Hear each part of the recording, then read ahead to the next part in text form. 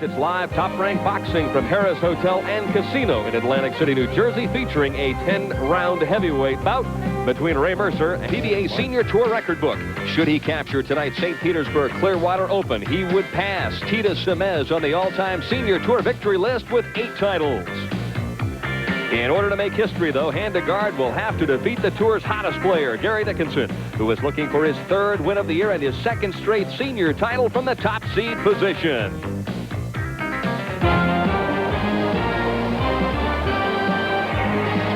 ESPN and the Professional Bowlers Association present the championship round finals of the St. Petersburg Clearwater Senior Open. Rounding out the top 5, former Senior Player of the Year, Gene Stus, who is shooting for his 1st win of the 1993 campaign. 2-time champion Richard Beattie of Dearborn, Michigan, has qualified 4th, while Ted Fraley of nearby Tampa will be making his 1st ever appearance in championship round play.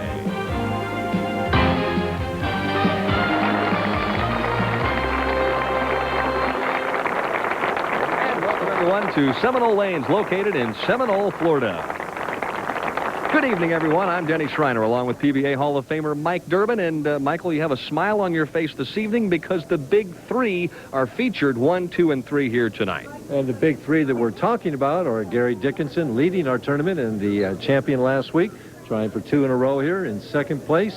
The 1991 PBA Senior Player of the Year, John Handegard, who's trying for senior victory number 8, which would be a record.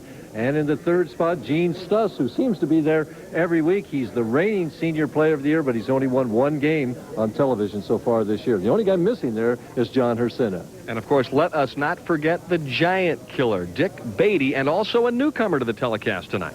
Well, the newcomer is Ted Fraley, who is a Vietnam veteran, flew a lot of combat missions in Vietnam. And Dick Beattie, don't forget, the reason we call him the giant killer is he beat Earl Anthony in Earl's last game a few years ago. Michael scores pretty high here on the championship round pair throughout the week. What do you assess here tonight? Well, again, it's like a night condition, and it seems to favor the guys that go around a little bit. Look out for Stus. All right, we're set for the start of match number 1, featuring Dick Beattie and also Ted Fraley. Up for the handshake. Beattie, the only lefty in the championship round, will open up the opening game on lane 21. And both Dick and his wife Jerry are going into the Greater Detroit Hall of Fame. They're the first husband-wife tandem to do so. Amazing. Both, I'm told, have 300 games in their career. Right, and they're both left-handed. As he leaves a 7-pin to start the match off. Now the question that comes to mind is, does she hook it more than he does? I have to ask him that. Don't blink. Don't move, because if you do, you're going to miss Dick Beattie. Right. One of the all-time fastest bowlers. Hangs on to make the 7-pin and opens with a mark. And Ted Fraley gets his first opportunity on television. Wonderful story, this gentleman.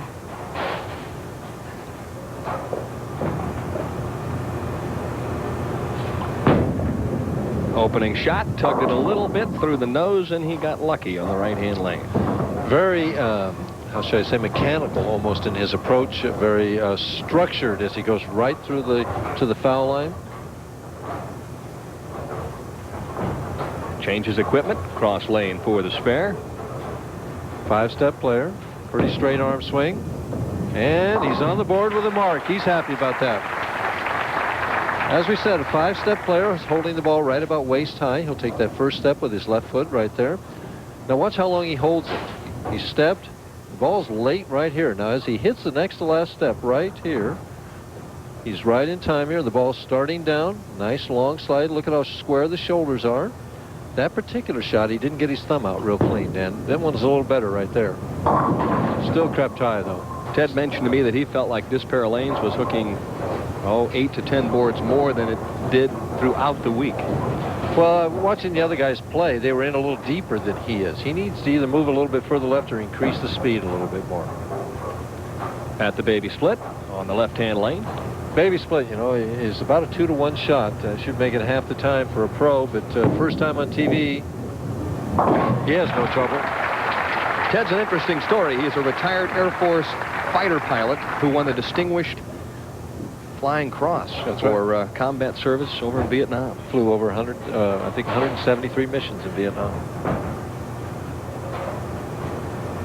Back to live action. And a nice shot. 7-pin once again. Beattie has as smooth a release as I've ever seen. It's just a nice, simple game. 4 steps. He's up there, hits the target time after time after time. He's a good spare shooter. He's a good athlete too. He's about a 7 handicap golfer. Cross lane at the 7-pin. No trouble. Dick is just the opposite. He gets the ball in motion quicker. He's got it a little above waist high, pushes it right down. Now it's going. He's got to move those feet fast to keep up. And we see as he hits that pivot step right here, there it is. It's shoulder height again. Watch the slide. Well, I had the wrong foot on the pivot step. I'm used to doing it with the right-handers as he finishes up quite a ways behind the foul line. Like that shot, and rightfully so, as he kicked out the 6-pin at the last moment. Well, Ted Fraley needs to get himself on track now. He's gotten rid of a little bit of the nerves. I think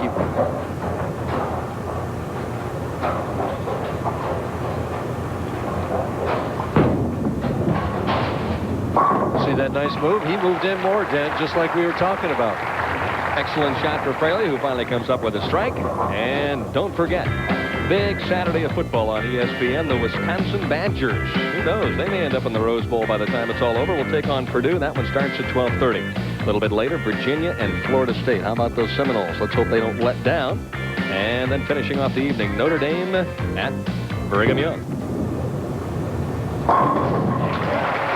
Another shot, Fraley with a double, and he has climbed back into the match on this one. One of the most popular beaches along the Gulf Coast, St. Petersburg Beach, is frequented by more than 4 million tourists each year from all over the world. Come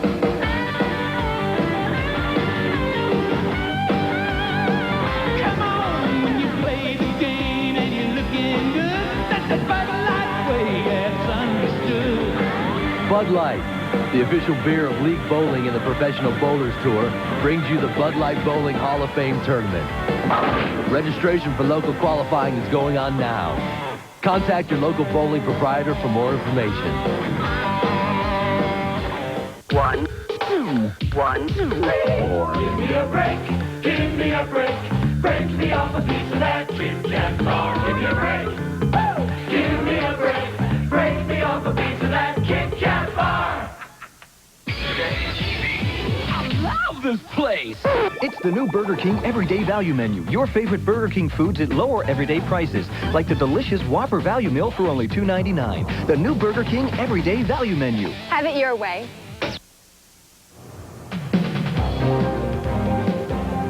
The championship round finals of the St. Petersburg Clearwater Senior Open are being brought to you by the beaches of St. Petersburg Clearwater, Florida, where the magic lasts a lifetime. And by Bud Light. If you want great taste that won't fill you up and never lets you down, make it a Bud Light. Beattie already 56 years of age. 2 senior titles. Very good player, trying for a double to get back even in the match. Another pocket hit, another 7-pin. Interesting. In chatting with Gary Dickinson, our top seed this week, he told me that across the house here at Seminole, reasonably easy to hit the pocket, but the corner pins for both the righties and the lefties presented a lot of problems. Yeah. He said no matter what you did, what angle you had, speed or anything, you want those 10 pins and 7 pins for the lefties. Oddly enough, though, in talking to Gary, and he thinks he may play in a little bit more tonight, he said the more I moved in throughout the week, the better my carry was. That is interesting. That would Gary be the goes opposite. straighter. You know, you'd think he bowled better in the morning. Right. John Handegard, on the other hand, bowled much better in the morning rounds.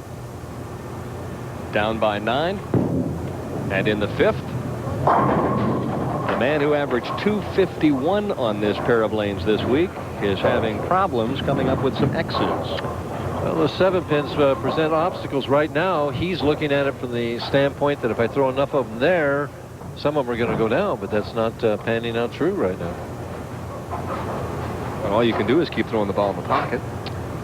Some guys will make some kind of subtle adjustments for 7 pins. Maybe move back on the approach a little bit or something like that. Personally, I never did that, but maybe that's why I left so many of them. And there's his wife, Jerry.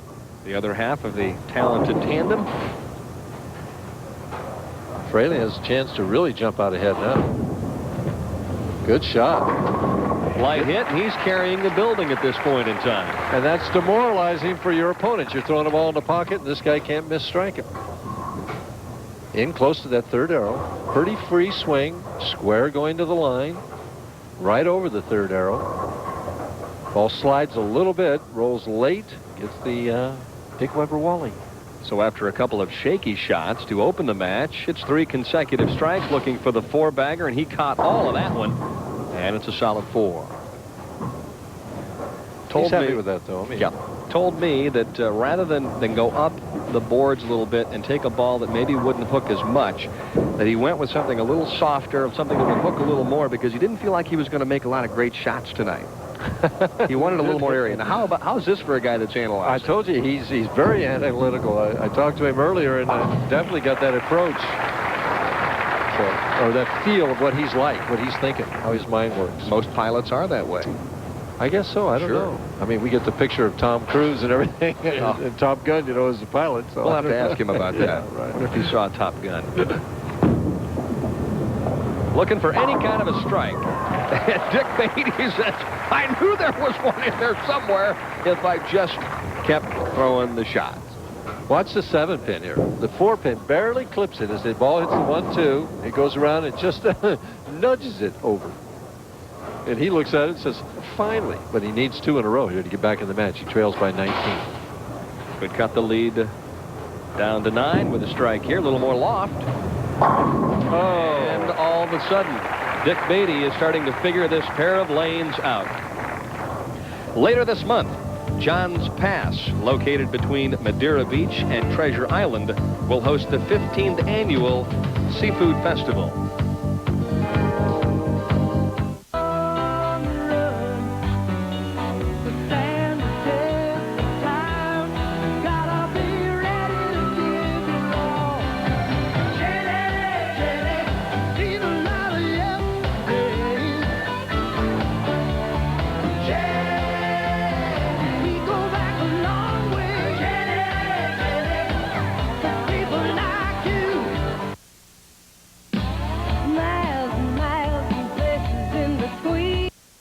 Sometimes the best test of yourself is to team up with others. There's something about pulling together that helps you do better on your own. Maybe it's because your effort helps somebody else. Maybe it's because it's not necessarily over just because you have a bad night. Or maybe it's because you never stand taller than when you stand together. League bowling at PBA St. It's a whole lot more than a game. Clearview Lanes in Mount Joy.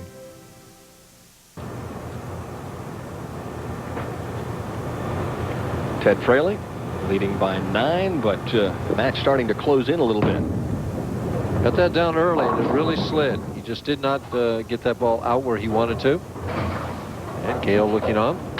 You know, Dan, we're bowling 4 tournaments in the state of Florida during our fall tour. And because of that fact, and because bowling is so beneficial to the people that participate in this sport, the governor of Florida, Lawton Childs, has recognized October 1993 as Bowling Month in Florida. There's the first ball. We see he just gets a piece of the head pin. That's the 2-4-5 hit. Remember, the pocket, the ball has to hit the 1 pin, and the 1 has to hit the 2. 1 didn't hit the 2 there. Mm-hmm. There you see the double by Beattie. The comeback effort on his part. Better shot here. Yep. There's a nice result. Crunch that 4. He's flirting with that 4 pin all the time on that lane, and he's going to finish over there. Beattie, though, can take the lead. You don't win twice out here on the national tour unless you perform under pressure. I think he's got this pair of lanes pretty well zeroed in. Well, he's got the pocket. It's just a matter of whether he's going to knock the 7 pin over or not. Ooh, and he carries the light scrambler. He went light. So the heck with flush, I'll just go light. He was trying to flush it. Watch it as it comes in there. Watch the head pin. Goes to the side.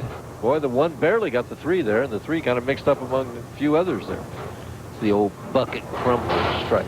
And he has taken the lead by 4. A strike here in the 9th gives him a 14-pin advantage. He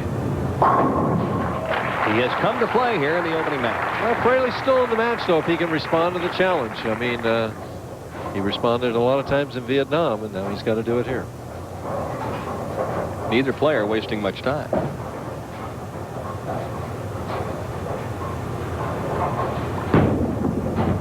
Will he carry?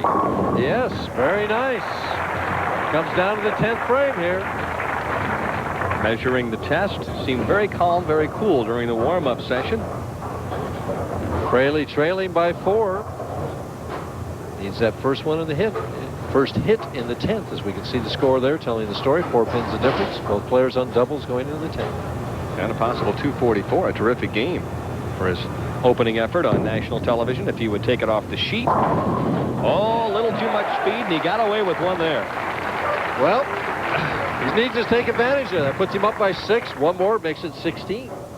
Now watch, the release is not as clean as he wants. He gets it out on the lane, but the thumb was a little late coming out. The ball went a little bit further, but the 457 said we'll fall, but a little late.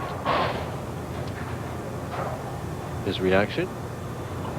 Trying to really apply the heat. Looked like he tugged it a little bit, and that one ends up in the pocket. But it was a nice, clean release. Heavy fingers on that shot.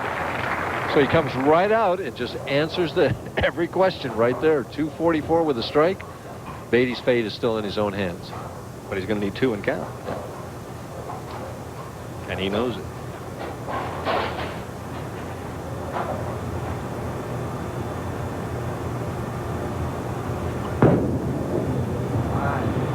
Nice game. An outstanding performance by Ted Fraley of nearby Tampa, Florida, in his first effort in the pressure cooker of the championship round. And Ted looks over at the score that Rich Weber put up there and knows the situation. Beattie has to have this one. One at a time. And it's not going to happen. So Dick Beattie will finish 5th, and Ted Fraley will move on. Yeah. Well, we'll see what can happen. One mission down, the next one coming up.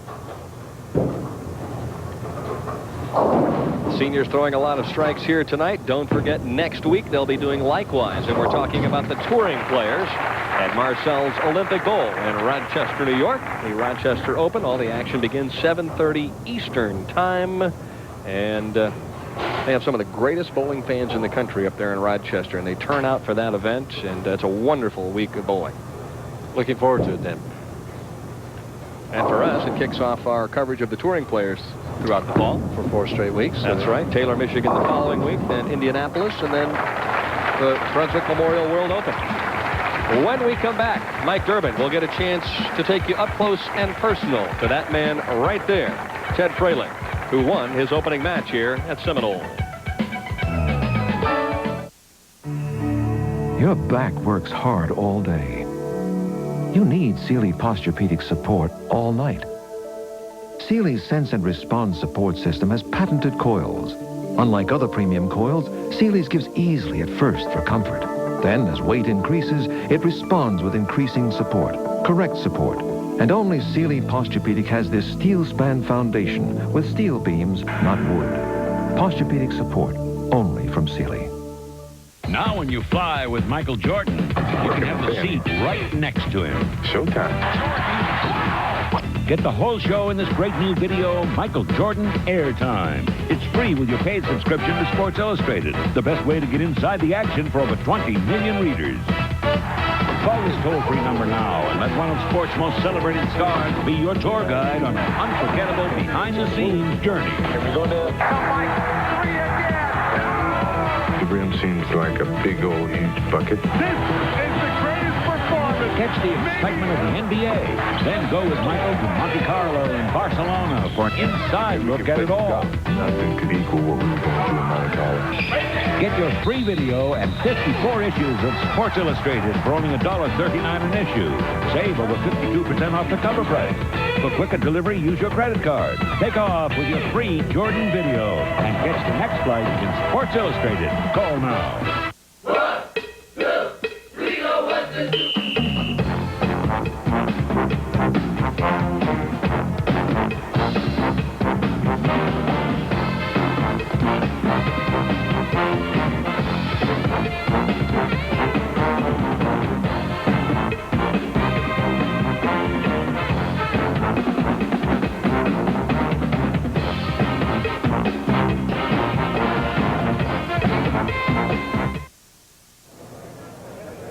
Without question, 8 was enough for Ted Fraley, who threw a bunch of strikes in his opening game as he defeats Dick Beattie, 244 to 226. And Mike Durbin had an opportunity to catch up with Ted Fraley and chat with him prior to the telecast. Thanks, Denny. With us tonight is a decorated Vietnam War veteran who flew over 170 combat missions in Vietnam, Ted Fraley. Ted, welcome to ESPN. Thanks, Mike. It's really great to be here. Okay, I bet it is. Can you tell us a little bit about those combat missions? Well, I flew the A-37, which is a small twin-engine attack aircraft, and I did most of my flying in South Vietnam, Laos, and Cambodia. How fast do those planes go? Now, that particular airplane isn't that fast. It's a subsonic fighter. So do you have these dogfights like we see pictured in the movies? Well, no. I mean, I've flown other aircraft where we do that, but in this particular aircraft, it's mostly for air-to-ground ordnance dropping. So we didn't meet any of the enemy fighters, so we didn't have dogfights. Okay, so you were never in a situation where people were shooting bullets at you, or were you? Oh, yeah. I've been in that kind of situation many a times, but it's just that it wasn't other fighters shooting at us. It was people on the ground, with radar-controlled guns and missiles and that sort of thing shooting at us. What kind of goes through your mind when that's happening? Do you think about that at the time, that in the next second you could die? No, not really. When you're on a mission like that, your number one goal is to get your mission accomplished. And so you're concentrating on flying your airplane and flying your target and getting your mission done. And you really don't have time to think about the danger of it. That just doesn't really enter into the picture. You might have time to think about that danger, though, when you're preparing to go out in combat. How did you prepare for those things? Well, mostly it's just a matter of training. You've spent years learning how to fly that airplane and other airplanes and how to deliver the ordnance and how to hit targets. And so with that training, when you do go on the mission, it's just second nature to concentrate on those same things and get the job done. So once again, I mean, certainly anytime you're going to go into a dangerous situation, there's going to be some anxiety involved, but whatever there is over by the time you get to the target area, and then you're just concentrating on doing your job. Okay. Now, a lot of this must carry over, preparing and everything like that, to pro bowling. How about the pressure? Does the pressure of pro bowling compare with the pressure being in a combat situation? Well, there are certainly some similarities between the two. In both situations, you've got a job that you have to do. A job that requires hand-eye coordination and muscular control and all of those things, and an objective that you're trying to do. I mean, the objective may be different, but it's still something that you physically have to do. And your objective eventually here is to win a PBA senior title. That would be nice, yes. We want to thank you for being with us tonight. Very educational tonight. Denny, why don't you take it away? All right, when we come back, Ted Fraley. We'll look at target number 2, Gene Stus, when we come back to Seminole Lanes in Seminole, Florida.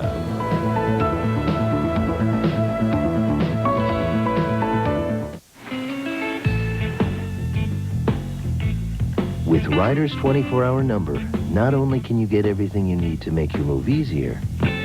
Does Route 60 run through Phoenix? Thanks. But you can call us with any other questions you have along the way.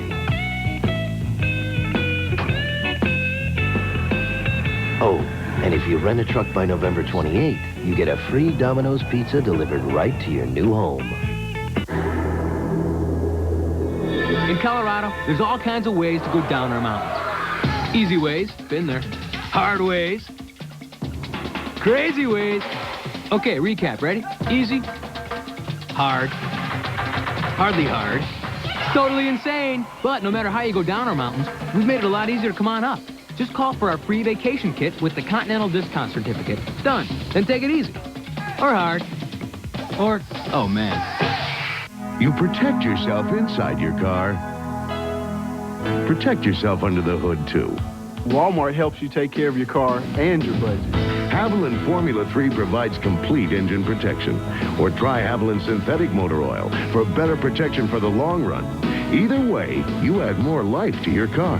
And because we always sell for less, Walmart's better protection too. Like a seatbelt for your wallet. Walmart. Always the low price. Always. All right, Ted Fraley, Gene Stus set to bowl in our second game of the evening. Fraley coming off a 244 game and a victorious effort over Dick Beattie. Never know it was his first game on television, would you? Nope. Mission accomplished in game number 1. Out of his hand a little quick there and runs high. He's been trying to get the ball well on the lane. He lost that one just a hair. Switches balls to something with a lower surface friction. Goes straighter right at the spare.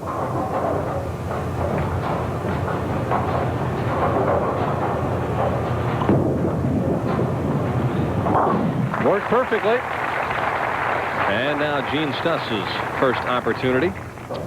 Of the 5 participants in the championship round, he had the lowest average on this pair of lanes, just 190. Just 190. He'll do better than that. Better believe it. He was bowling well in practice. Tries to open up the lane a little bit. First shot, light hit, scatters them all over the deck, and it's a strike for Stus. Gene, who probably hooks it more than anybody else on the telecast, in around the 3rd arrow, maybe a little deeper.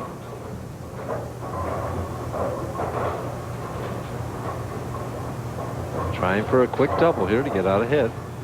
Has had a sensational year in terms of making it to the championship round. But as far as winning games there, he's had a little trouble. Looking for the quick double. And he gets it. Nice shot. He stayed down with that, went right through it. Heavy roll and heavy lift.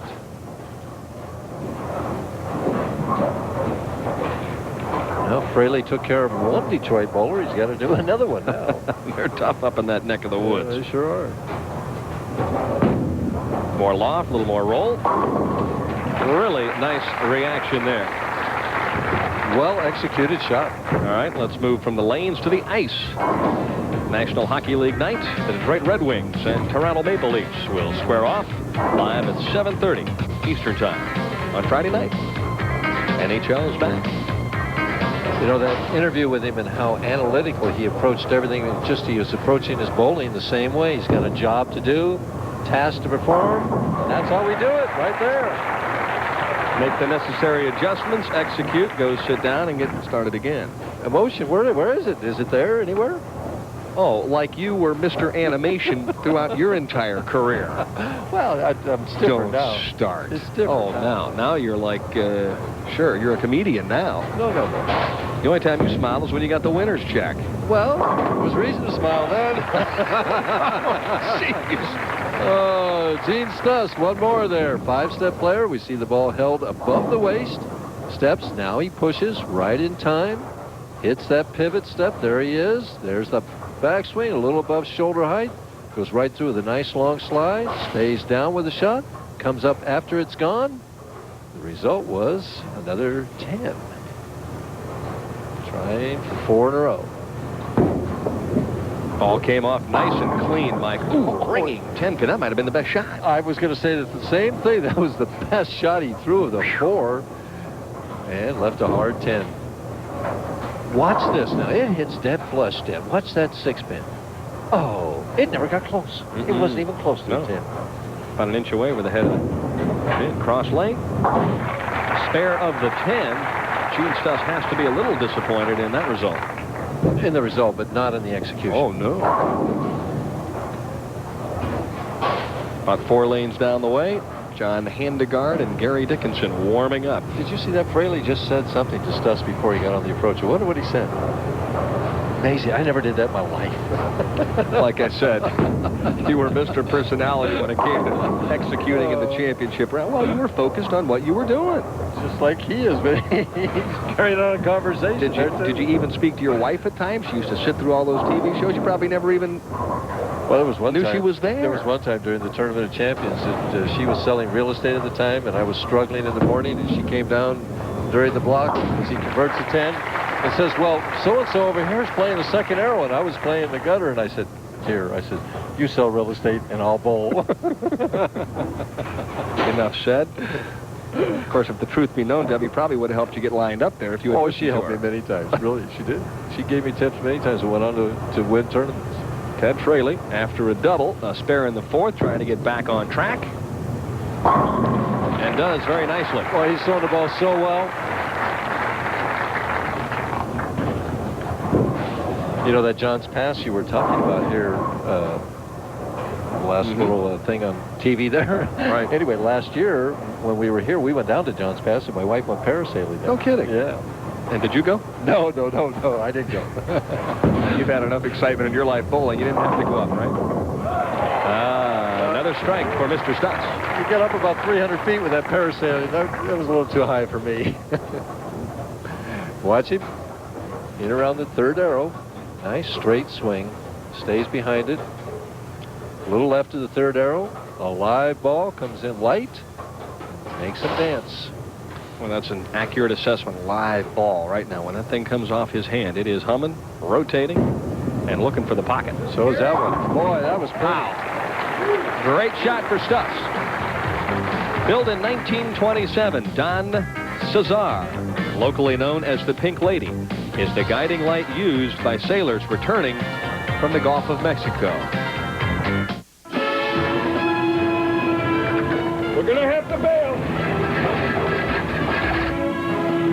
What about the Bud Light? No time. There's only one left. You take it. I'll never forget you. If you want great taste that'll fill you up and never let you down, make it a Bud Light. It's all mine. Come on, stop. I'm begging you. I mean, what is this? Not just one plain flake, but count them. I'm overwhelmed.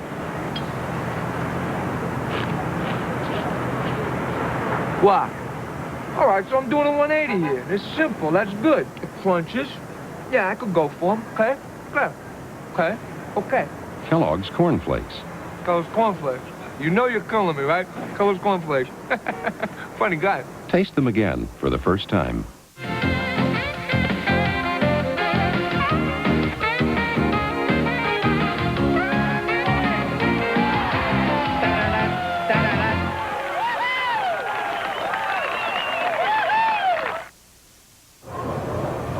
As soon as we have completed play here in Seminole, they'll be heading to Top Rank Boxing, a 10-round light heavyweight fight between Prince Charles Williams and Booker Ward. A couple of heavy hitters, Michael. Are they? Oh, yeah. Starts at 9 o'clock. Light heavies, that's 168. Is that what that is? You got me there. I think it's a touch heavier than that. Commercial break. The first really bad shot, that ball hung on his thumb, went dead left. You see him grab his thumb there. He just never got out of the ball cleanly. What happens sometimes, Dan, during the commercial break like that is your thumb will swell a little bit. You know, I always used to check it and kind of do a practice release before I threw the ball. It's interesting, Mike, because after working last week's ladies show, when Kim Berkey went, she threw several shots that were errant, that were right around the nose, but she never threw any splits. That happens. Well, he got that break there. Now, he knew, I mean, he doesn't show much emotion on anything, but he knew that that was not a well-delivered shot. Trailing by 20. He needs to get his act together here. He did late in the game, the last one. Finished with 5 in a row against Dick Beattie. That one hooked early. Well, see, that was just the opposite. That came off the hand early. He's fighting his release right now. You get in that situation so many times where if you add a strip of tape or maybe blow in the thumb hole, you hang. And if you don't do that, it wants to come off quick. And you get caught in between. It happens all the time. And, of course, tonight's average builder kind of deals with that a little bit. Now watch him as he lets it go. The last one came off late. This one, as he's letting it go, is gone now. See, the thumb was out quick, not much lift. It was reasonably on target, but it just rolled high.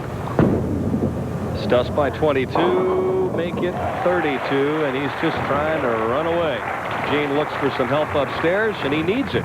He's had a great year in terms of championship round appearances, but I asked him, hey, why haven't you been winning? Well, then I don't know. I just think maybe I'm trying a little too hard, or I'm just running through one of those streaks where some of the greater bowlers in the world have ran in streaks where I haven't won too many on TV. And I think that's what it is, just a streak. And I hope to change it tonight. And, of course, a man who was on an opposite side streak in the last couple of years was Walter Ray Williams Jr. until 1993. And, man, has he swung it around in the other direction. But you notice what he said there? You know, everything was almost not personal. He's not taking this thing personally. He's looking at it in a very detached method. I think a very healthy method. Well, I think Gene has a terrific attitude. That's one of the reasons why he has been successful out here on the senior tour. But it has to be eating at him a little bit, too. Well, it probably would. I mean, it wouldn't eat at any competitor. But if you don't take it personal, you know, it doesn't affect your performance. You keep bouncing back. And keep making championship round appearances. Right. High again, another trouble shot, and Ted Fraley right now is struggling on lanes 21 and 22. You know, the Bible says that love covers a multitude of sins, and a great hand release can cover a multitude of mistakes, and right now he's fighting that hand release. It just is not coming off his hand clean.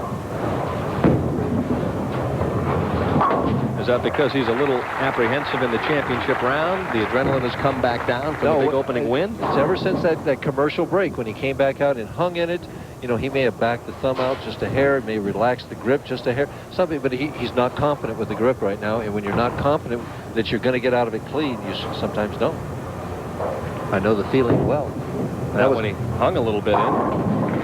Better that way. Right. Gets it down the lane a little bit. And gets a little lift. So Fraley with a strike in the ninth, he has a possible 225. Meanwhile, Stus has an opportunity to shut him out. 2 marks and he shuts him out. Got to stay clean. Strike here would do it, then. Gene Stus looking very comfortable on this pair of lanes. Very relaxed. I mean, especially since he only averaged 190 in the tournament on this pair. I mean, he looks like, hey, this is his favorite pair. See, even if he opens, he's going to finish with a higher count, unless it was really a bad count. 9 out would be enough. Looking for 258. That makes a statement to John Handegard, who is next in line. Well, we get the big 3. Well, he needs one of these. It's not over yet. I'm going to say you can handle that. Oh, well, I think he can handle it. Gene Stus looking to win his second game of the year in the championship round. He was kidding everyone because they have the stats for a number of different categories. One of them is championship round play records, and he's made 7 TV shows and wasn't even on the stat sheet because he's only won 1 time. Well, that's just enough. I don't know if he knows it. I don't know if he's looking at the score, holds up the score. He realizes it now. It's not the way he wanted to win it, but it's enough. Now he'll sit down. Ted Fraley will finish up, and when we come back, I mentioned Mike Durbin's average builder this evening. There's the piece of tape that he will be inserting, so make sure you come back and stay tuned for that.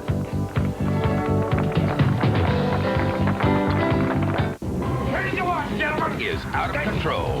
Turn around, hands on your head. And this man. So who are you? I'm just a cook. Can't wait to rock the boat. I would like to see the ship personnel file on this plain and simple cook. Steven Seagal, Tommy Lee Jones, Gary Busey. Under Siege.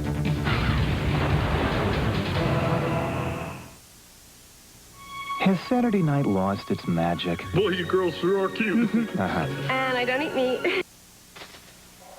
Dodge Intrepid comes with this fancy bit of electronics that senses when you're carrying passengers and cargo. Knowing that, it can choose shift points to improve performance. But what's more, Intrepid actually learns how you drive by monitoring every mile. It even adjusts shift quality according to your driving habits. Imagine a car learning how to drive, and you're the teacher. Dodge Intrepid. This changes everything.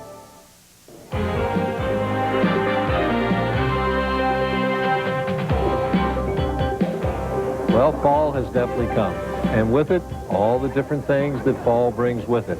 The start of bowling season, the turning of the leaves, and in many places in the country, colder weather. I don't know about you, The colder weather affects me in a lot of different ways. And one way it affects me is that my hand definitely seems to shrink and my thumb seems to get smaller. So when I pull that ball out after having not bowled all summer long, that thumb hole feels enormously big. And a lot of people have that problem. And as a result, many people wind up losing or dropping that ball early in the season. Well, there's a real simple solution for that. And that's to put 1 or 2 or maybe even 3 strips of tape in that thumb hole to snug it up so that it feels really good to you.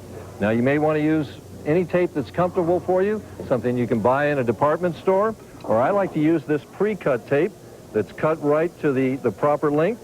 I use a knife to put it in. You can use a pencil or anything else. And I like to put it in the back of the thumb hole right here. We just slide it in like so, put it in there, and pull it out, and you can see the tape in the back of the thumb hole. Well, you might ask, how do I know whether I've got enough in there? Well, there's a real simple test for that. That you take the ball, in the front part of my thumb, I slide in here like so against the forward wall of the ball. And as I pull it out, if I feel a trickle on the back of my thumb, I know it's the proper snugness. So you might try that. Use that piece of tape when you're dropping that ball. We'll see you again next week from Rochester, New York, where it's really known to get cold, with another average builder. It's interesting. Mike said that there might be another use for tape on my mouth, so we'll talk about that when we come back. 226-204, Gene Stus, a winner. No tape, no tape. Gene Stus and John Handegard when we come back. 1, 2, 1, 2, 3, 4. Give me a break. Give me a break. Play me out with that kick. Give me a break. Give me a break. Break me over, baby.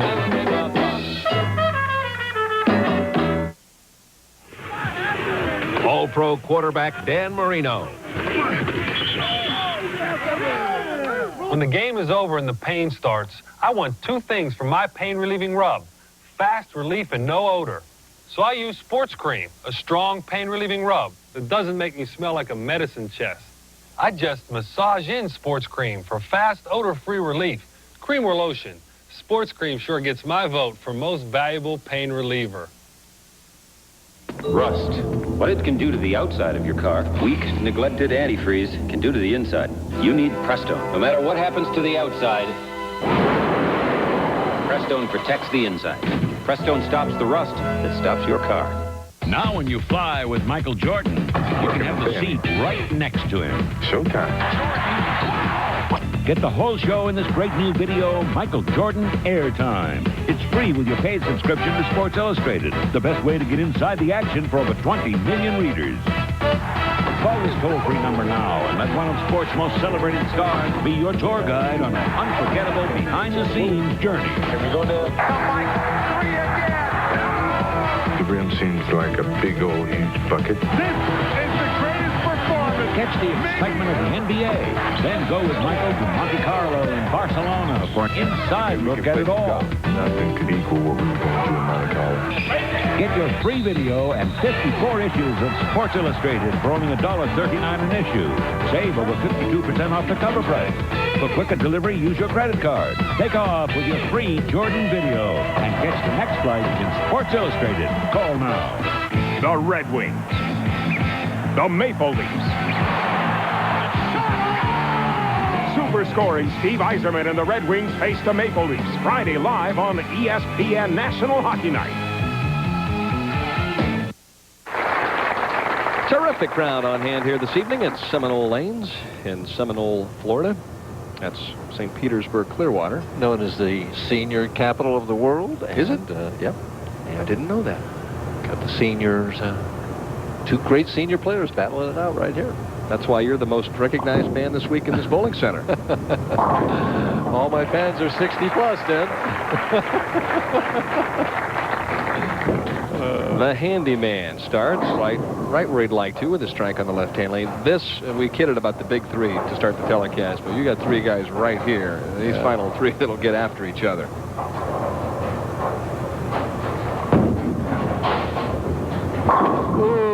He's hit that in a little bit. He just held pocket all the way. Look out for Mr. Stus, I'll tell you. That's why I said he was so comfortable. Look at him. He's all smiles right now because he knows he's lined up on this pair of lanes. Well, it's not just that. He's comfortable with the way he's throwing the ball, too, Dan. Ball is coming off his hand just beautifully here.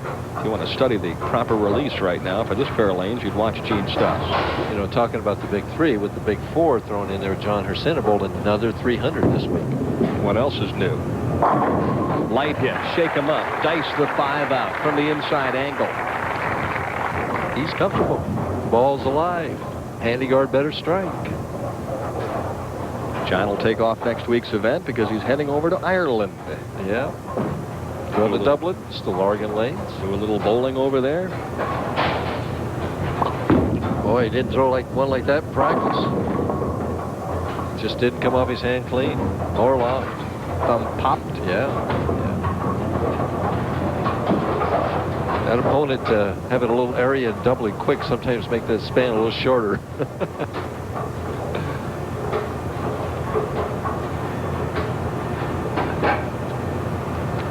John Handegard, just an ideal style, very simple, very effective.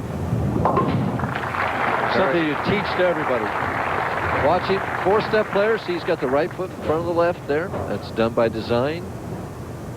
He'll push and step basically at the same time. Right out there, nice free swing.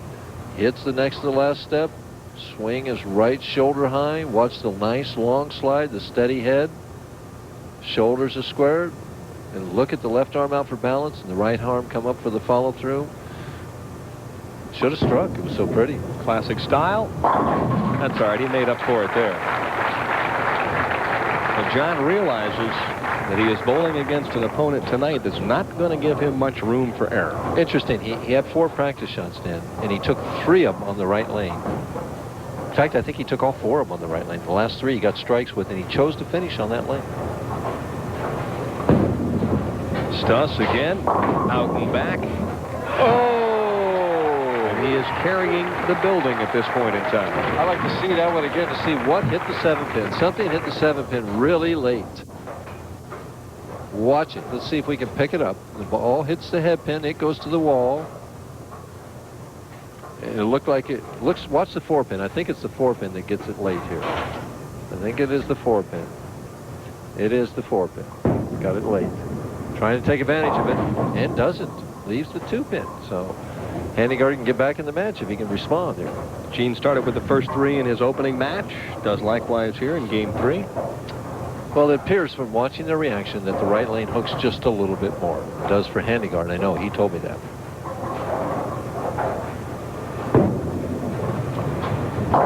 Right at the 2-pin. No trouble. Stus by 19, but that scenario could change quickly as Handegard is on a strike in the 3rd. John playing in around the 3rd arrow, trying for a little better execution on this right lane, 22. Off his hand quicker, rolls high. Oh! Wow. Will you just relax? So the ball rolled up a little high. Yeah, but he's still not lying in on that lane, Dan. But he got away with it. I know. Watch how quick this ball comes off his hand. The last one hung, remember? Mm-hmm. This one comes off. Boom, gone now. Now it hooks right now and then just stays there. Looks like it's going up for a double pinnacle or something. Just kind of rolled out right at the pocket, the Amuleto shot. And a double. And now for 3 in a row. Better release there. Boom. He's got all the confidence in the world over there. Handegard charging back. And he takes the lead by a stick. By a twig. The winner gets the right to bowl Gary Dickinson, who is without question the hottest player on the senior tour at this moment.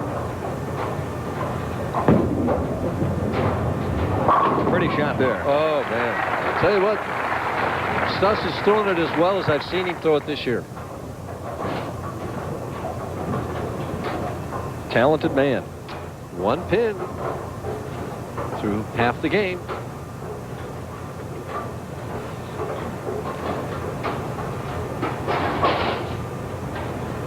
Ten frames, 8 strikes between these 2 great champions. We have a duel going in the semifinal match. For the lead. At the half 10. 2 taps in a row. Well, no, he didn't leave a tap in the 4th frame over there. He left a 2-pin. Gene has to finish on that one. Maybe Handegard knew what he was doing, making Gene finish over there, huh? Maybe it was more that than him finishing on the right-hand lane. Could be. A little defensive posture there, you think? players lined up on the championship round pair. We've got a good one brewing here in the semifinal. The Suncoast Seabird Sanctuary was established as a haven for injured wildlife at Reddington Shores back in 1971. Chili, fries, coffee. You better add on some Tums. On the house. Except these aren't Tums. Same thing. You got them all mixed up. I told you they're all the same. Listen to me. Tums has calcium. Is this calcium? No, it uses aluminum and magnesium. So does this. This here, Original Rolaids, uses an aluminum salt. The only one of these that helps wipe out heartburn and gives you calcium you need is Tums. Something my body needs anyway. I like that. Insist on calcium-rich Tums. How does your Genie screwdrive door opener work? Push the button on the garage and the door opens just like that. As opposed to a chain, and if you've ever seen a chain on a bicycle, you'll know that it jerk, jerk, jerk, jerk, Genie screwdrive, built for a lifetime. Not to toot our own horn, but Hershey's Symphony bars are our creamiest, smoothest milk chocolate, also available with almonds and toffee chips. There'll never be another unfinished Hershey's Symphony. Sounds delicious, doesn't it? As good a match as you could possibly hope for. Still, this is the lane, though, that John has to really conquer, and he has to do it through better execution.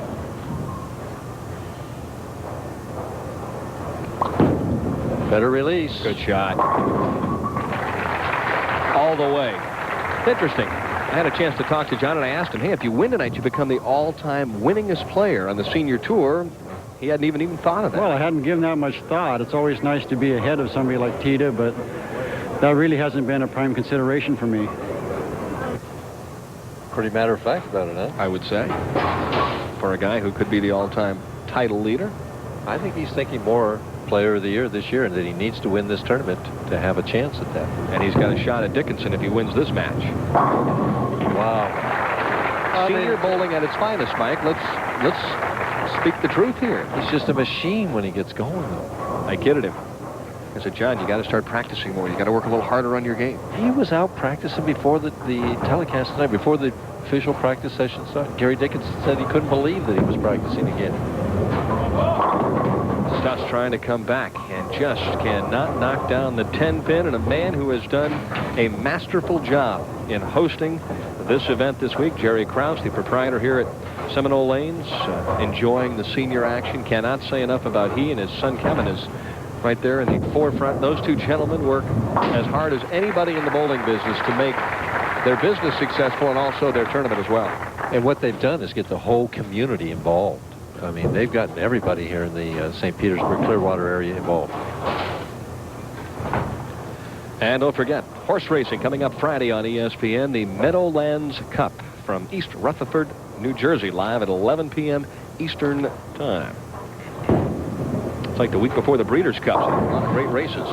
And Gene Stus was looking to get off to the races there, but I think he broke a leg. See, that's what'll happen when you go week 10, week 10. You try and get it up there. Here he circles a little more with a little softer speed, and the overreaction, boom, double pinnacle, and this match is all but over. And Gene Stus will keep just one victory thus far in the championship round and go down to defeat again in a game that he bowled very well up until the 8th frame. Well, it's not over yet, but the way Handegard is going, it just appears to be. After what we saw last week, I guess you're right. Interesting 10th frame between Dickinson and Hersina last week. The handyman right up the track, though. Don't expect this guy to miss the pocket. Another strike for Handegard as Gary Dickinson practices off in the distance. Well, that all but did it there. He can take this out the sheet for 280.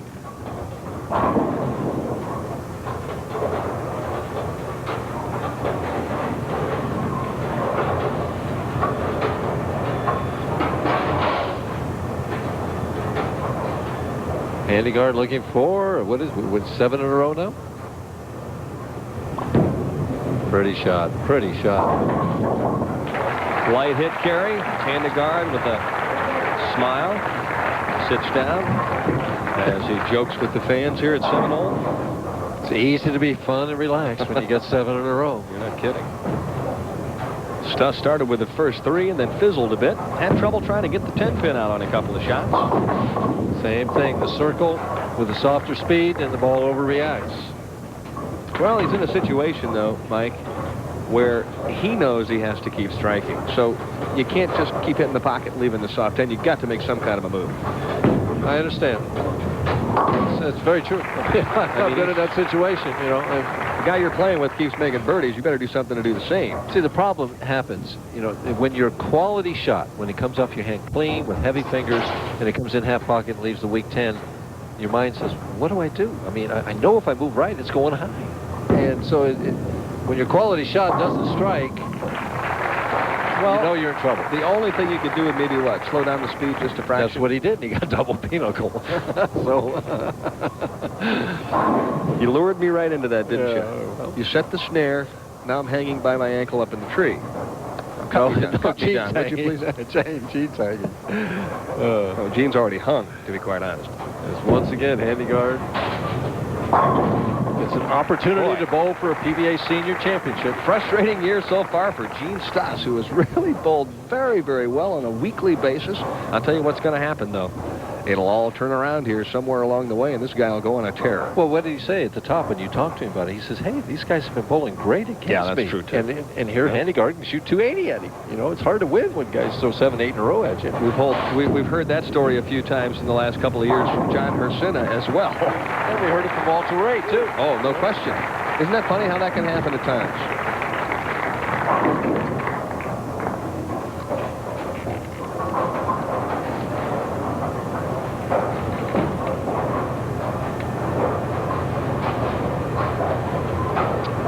Trying to take it out the sheet. Give a little room. Boy, he wants to hang on to a couple of these for the next game, you know. Everything's falling down. I'd like to have the light hit, the pocket hit, and something that rolls out a little high. That's the full array. Nice combination. But the interesting thing will be, I would say, comparatively speaking, that he and Gary will both be playing pretty much in the same area. Wouldn't you? Yeah, may come down to a carry contest, you know. Who's going to carry at the crucial situation.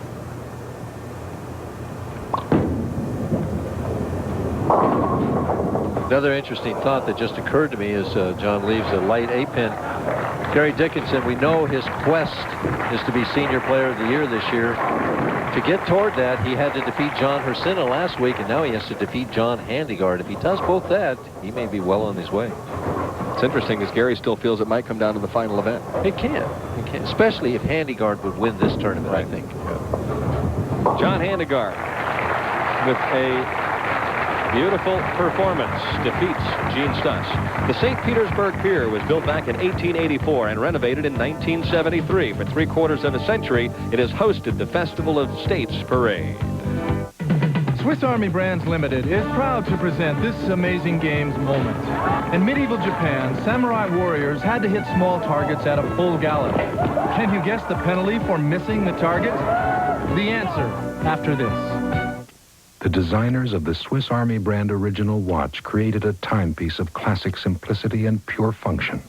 Then, in a shameless act of marketing, dispensed with the figure 12.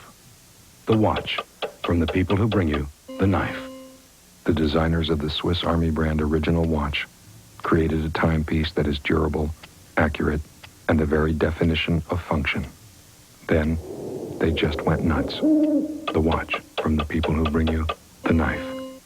In ancient times, missing the target meant that the samurai had to commit suicide. Well, today, Yabusame riders perform safe from those deadly pressures. This amazing games moment brought to you by Swiss Army Brands Limited.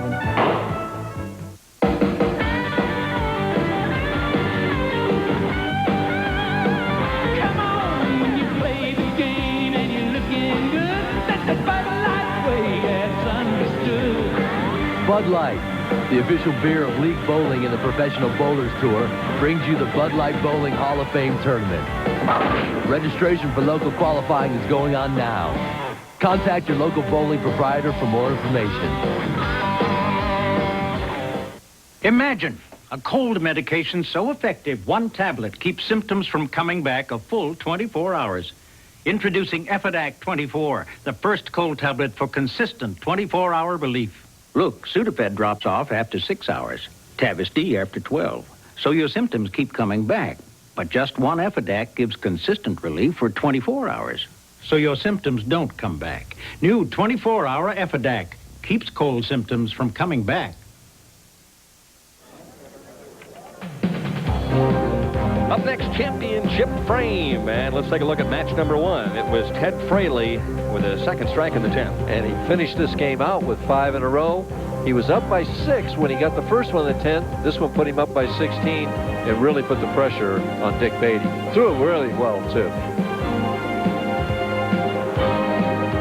Bang! 10 in the pit. Ted Pinn danced out, and for Ted Fraley, I should say, it was his opening victory in his opening match on national television. A great game, 244 to 226. And it was on to the second match of the evening here at Seminole. Gene Stus, this time in the 9th frame. Well, he needed, if he struck here, he could open in the 10th and still have the match locked up. Turned out that's exactly what happened. He made a lot of quality shots in this game. This was just one of them. The ball finishes flush in the 1-3 pocket, snaps out the 10. He moves on to face Mr. Handegard. As well as I've seen Gene Bowl in the championship round all season long. 226 to 204, and then John Handegard, well, you could just about pick any strike in that game. Well, he had a quality game all the way through. 7 consecutive strikes. This is the one in the 8th frame here. Pretty beautiful shot. He did a lot of them like that game. He'll need him this game against Gary Dickinson. The handyman can, and he sure did. 269 to 212 over Gene Stus in the semifinal. All right, let's take a look at the rest of the top 24. Roy Buckley back in the field again. He finished 7th this week. Yeah, he's ready for the action here. Looking forward to it.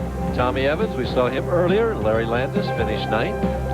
And the number 10 position this week, Phil Frito Jr. from El Paso, Texas. Bob Hart back into the finals again. He was 11th.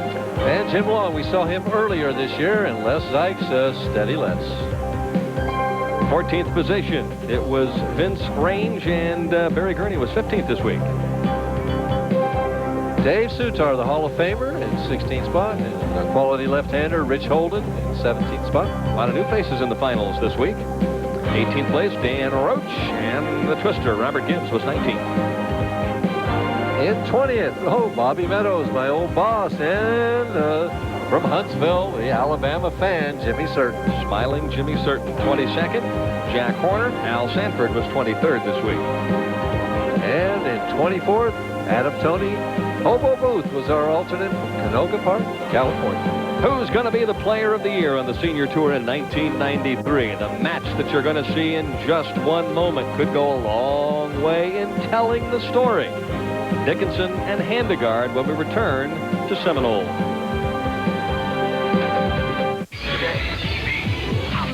This place.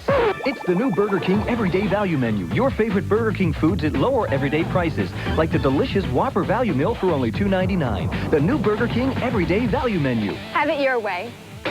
How wild is the taste of Hershey's cookies and mint? The mouth-watering combination of crunchy cookie bits and lightly minted Hershey's chocolate is outrageous. It's the coolest Hershey bar so far. Glaxo, where the search for answers never stops. Where the hopes of the millions waiting for a cure live in each of us. Blue represents electropositive. It's not going to be a straightforward solution. And sometimes the search can't wait till tomorrow. Glaxo, on the brink of discovery. Now when you fly with Michael Jordan, you can have the seat right next to him. Showtime. Get the whole show in this great new video, Michael Jordan Airtime. It's free with your paid subscription to Sports Illustrated. The best way to get inside the action for over 20 million readers. Call this toll-free number now and let one of sports' most celebrated stars be your tour guide on an unforgettable behind-the-scenes journey. Can we go there? The rim seems like a big old huge bucket. This is the greatest performance. Catch the excitement of the NBA. Then go with Michael to Monte Carlo and Barcelona for an inside look at it all. Nothing could equal what we're going to do in Monte Carlo. Get your free video and 54 issues of Sports Illustrated for only $1.39 an issue. Save over 52% off the cover price. For quicker delivery, use your credit card. Take off with your free Jordan video and catch the next flights in Sports Illustrated. Call now. Saturday, 12:30 p.m. Be there. Wisconsin, Purdue. How about Purdue? No defense. Wisconsin wins. You're going to go with Wisconsin on the top. You know, Bino Cook picks them to win the Big Ten. Does he really? Yeah, who knows what could happen They there. got some good running backs. Terrific football team. All right, let's move on now to game number 2. This is right in the middle of the stack. Charlie Ward and his bunch from Florida State take on Virginia. They better not have a letdown. I don't think they will. They look invincible. And they are number 1. And they're on ESPN Saturday afternoon. Charlie Ward is going for the Heisman in that. I hear you. Good player. And in the nightcap, Notre Dame, BYU. Notre Dame, I think, a little bit better than people ever imagined this year. A lot better. I mean, I don't think they'll take BYU lightly, but they're coming up with Florida State a little later on. Playing that one in Provo, Saturday, 7:30 Eastern Time, college football on ESPN. As soon as we're done here at Seminole Lanes, they'll be letting the leather fly. Prince Charles Williams and Booker Word and Fred Liberator and also Frank Pena. So a couple of 10-rounders, light heavyweights and lightweights. No lightweights here in the title match. Dickinson and Handegard. We got heavyweights here. Super heavyweights. And of course, Dickinson has chosen, had the choice to finish first. He wants to post that score, get it on the board, and make Handegard beat him. After the break.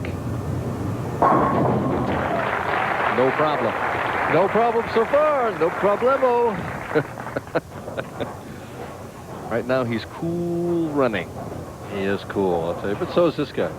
Dickinson, first time he's ever led 2 tournaments in a row. He said he never made 2 telecasts in a row before.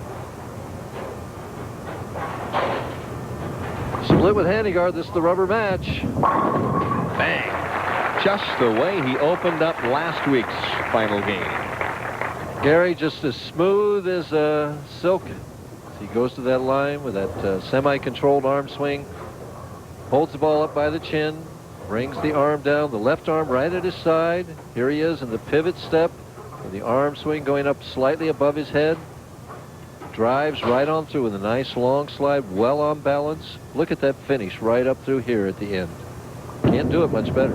Looking for the double. Ball slides past the pocket, and Gary, with a break, ends up with just the 5-pin. Ball skidded a long way. Yeah. Well, see, we got contrasting styles, even though they throw the ball similar. Handegard has his left arm out for balance. Dickinson has the left arm down. Dickinson trying to ride the oil, the frozen rope into the pocket, while Handegard, a more soft, gentle hook into the pocket. Just looking at it, it would seem to me that the pair of lanes favor John Handegard, which will probably finish any chance he has to win. But he also has the huge advantage of having bowled a game under the lights against Stus and excelling. He wants to get out early. Came off his hand clean. He's out early and leading. And I asked him, what about Player of the Year honors at this point in the fall season? Yes, I'm behind Gary right now. He's bowling great. He's dominating our fields. In order for me to catch him, I think I'm going to have another win if he doesn't get another one. If he gets another one, it's really going to be tough because Gary's bowling great and deservedly so. He's got a lot of talent. The utmost respect from a player who's already won the Player of the Year honor. A little off there. Oh, what a nice break. The 4 and 9 were both up there. I think it was the 7-pin that came forward and got that 9, or the 4. Watch the 7-pin. See if the 2-pin is going to go to the wall. Comes off the wall. And it was the 2-pin that got the 4, not the 7. Dickinson behind early. A little rumble there. Did you hear that? High on the right lane, 4-pin. As he's still searching, I think, more than anything else, just to get loose and into his rhythm. He knows that Handegard's lined up. I mean, 8 in a row the last game and off with the turkey quick this game. He knows that he's got to start striking. That'll put some pressure on your arm swing.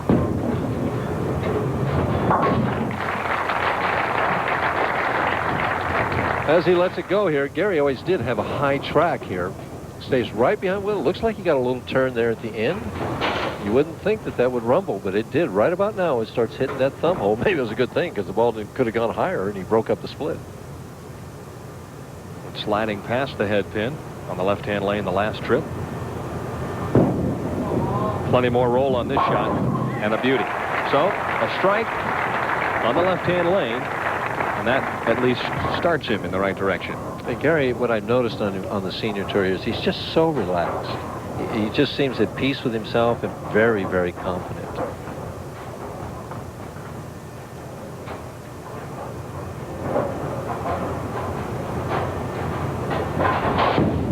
Off his hand clean. Oh, Handegard is having no problem getting the 10-pin out on those medium to half hits, Mike. That's impressive. Oh, it is impressive, especially when he told me that he did not bowl well in the night blocks. I mean, the morning blocks, as we look at his outline there, 55, 185 pounds, 7 titles. He's trying to change that to 8. Now watch this shot. Comes off his hand clean, just right of the third arrow. Now watch the 6-pin here, Dan. Comes off that sideboard just alive, knocks out the 10. Plenty of energy. Trying for 5 in a row to open up the title match, and this time the 10-pin stands tall. No sooner do we talk about it than boom, he leaves the 10. So why did we talk about it? That's what the viewers at home are saying. You guys did it. Gary's thankful we talked about it. Yes, he is. He wants a chance in this match. He better strike the next 2 times up. I hear you. He knows that.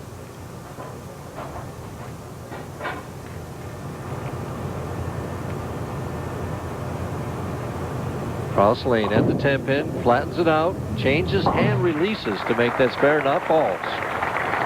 Good idea. Whatever works.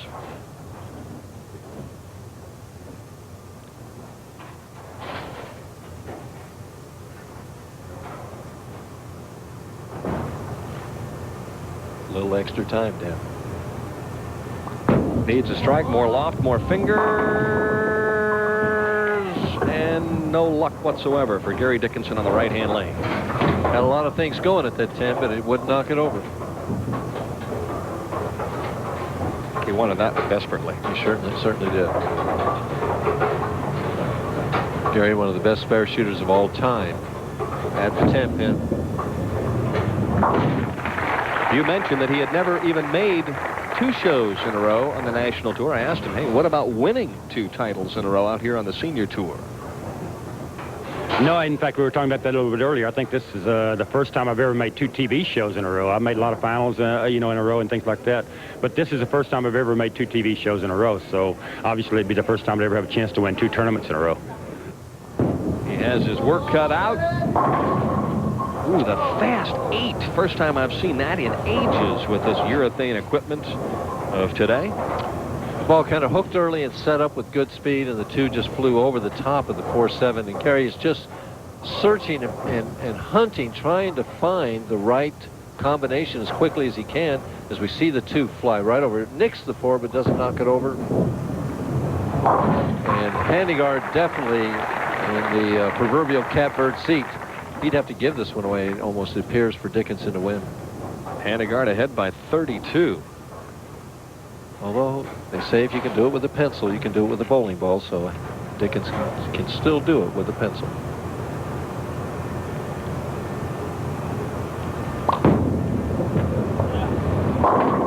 Oh, pretty. I think the thing that I like most about what John's doing is the way he's playing this pair of lanes. I mean, he just is not missing the pocket. I mean, he gets a couple of strikes, 3 or 4 in a row, but then the next couple hit the pocket, 9 spare, let's go on to another string. And, you know, he got this ball drilled up at the last minute here, brought it out, loved the reaction, loved the way the weights are working. You know, he's got the pin and the ball set in a certain place, and boom, boom, boom.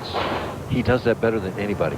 Fools with weights and surfaces and releases, and suddenly 4-9. Wow, what a bad break. That might have been his best shot. He's looking at the score. Scenario. Right. He's looking at the score. Should I try for it or should I go for 9? He's got to make a decision right here. He's looking at the count, trying to figure it out. He may play this cozy and just go for 9, because that would keep the count at 7. He'd still be up by about 20. Yeah, he played it cozy. He was trying for it, but he didn't want to get 8 out. That gets Dickinson life. It's 157 in the 7th for Handegard. Gary Dickinson in the 7th, down by 20.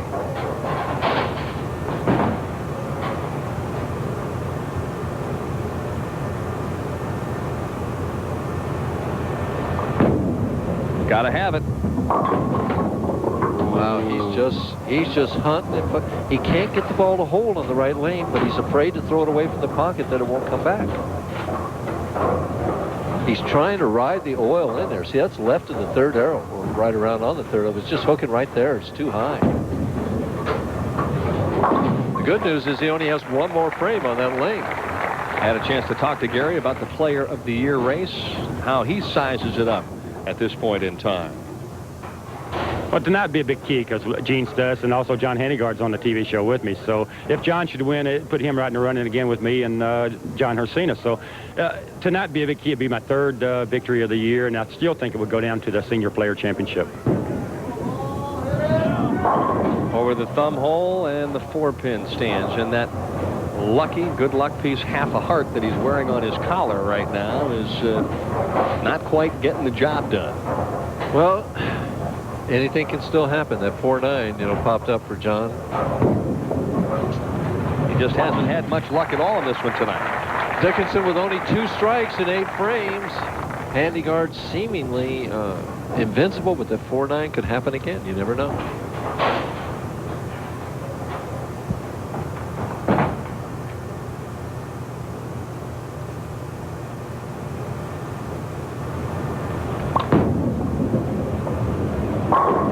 Just right back in the... He's a machine. It's just not going to miss the pocket. That's the point. It's just a machine. So you put a world-class ball with the proper weights and surface, right, in a player of his magnitude's hands in a match like this when he's had a game to warm up, and he's going to be hard to beat. Same thing with Gary. If Gary had the right mixture. I thought Gene Stus had a perfect piece of equipment for this pair of lanes. Well, they all seem to pale in comparison right now, though, to Handegard. Good point. He's got the whole lane right now. Ball sets up. He swings a little wide. He carries the light hit. He's carried that half hit tonight on a number of occasions. Well, plus, you don't want to ignore the fact he's throwing the ball superbly. I mean, every shot is on balance, over target. I mean, that's a given. That did not enter my formula. Dickinson, for any chance, must strike. Gave it some room, Michael.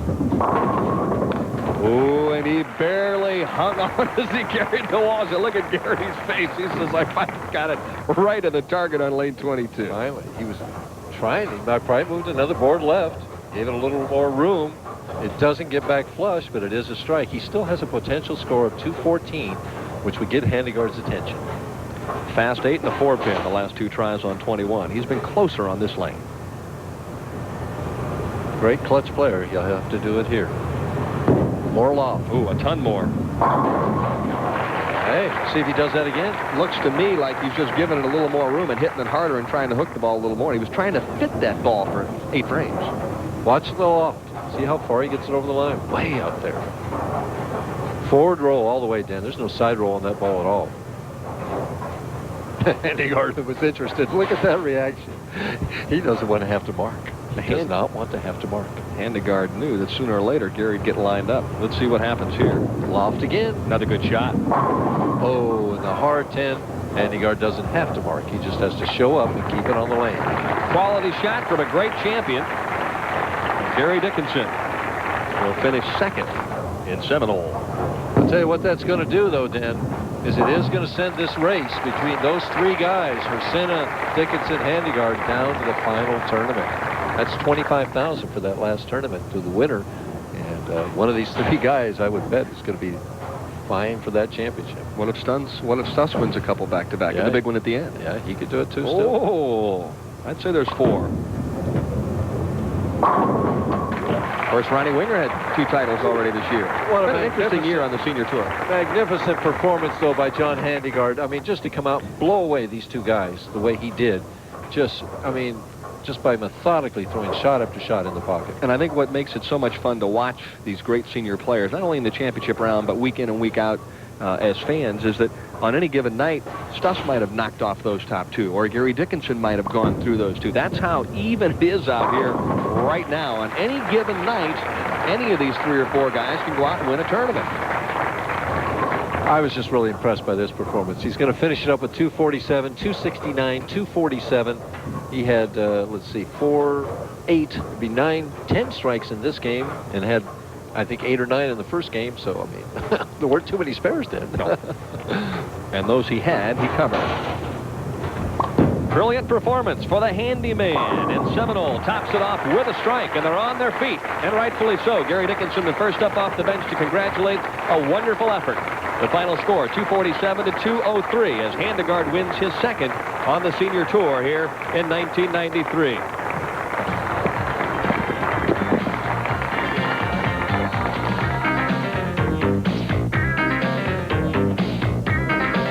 The best test of yourself is to team up with others. There's something about pulling together that helps you do better on your own. Maybe it's because your effort helped somebody else. Maybe it's because it's not necessarily over just because you have a bad night. Or maybe it's because you never stand taller than when you stand together. League bowling at PBA St. It's a whole lot more than a game. Clearview Lanes in Mount Joy.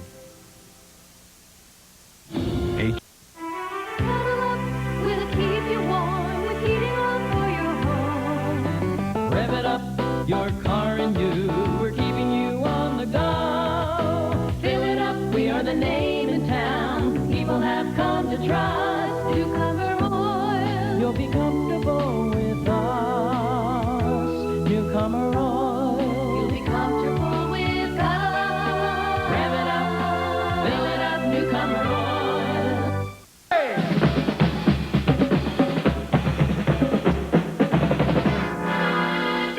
Get back in line, people. It's just a flying girl.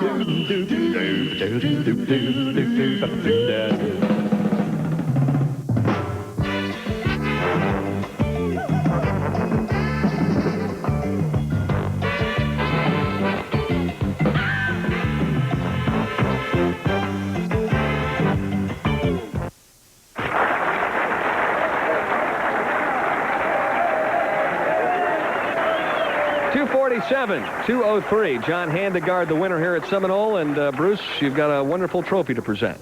Sure do. I'd like to welcome you all to a great facility, a wonderful crowd, as you just heard, and an outstanding champion. The bowling was tremendous, and to probably one of the greatest areas in the world to come and visit the Clearwater, St. Petersburg area of Pinellas County in the state of Florida on our Gulf Coast. Congratulations. Thank you very much.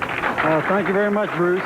And he's right about this area. If you've never been here, you got to come down. It's probably one of the most beautiful areas in the country. With the, we got the bay and the Gulf. It's probably one of the most beautiful areas I've ever been around. I'm from the West Coast, and I'm kind of prejudiced normally. All right, another gentleman that has a wonderful check to present is one of the owners here at Seminole, Kevin Krause. John, on behalf of the St. Pete Clearwater Convention and Visitors Bureau and Seminole Lanes, it's my pleasure to give you this $12,000 check and a great week of bowling. Congratulations. Oh, thanks a lot, Kevin. It's really been wonderful. I never, it's kind of a surprise. Gary Dickinson bowled so great all week. It just like he just lapped the field. Thank goodness for the TV format for me, I guess. When we come back, we'll talk to John Handegard, not only about tonight's performance, but about the Player of the Year race, because obviously he's grown a step closer to Gary Dickinson with a victory here this evening. We'll be right back.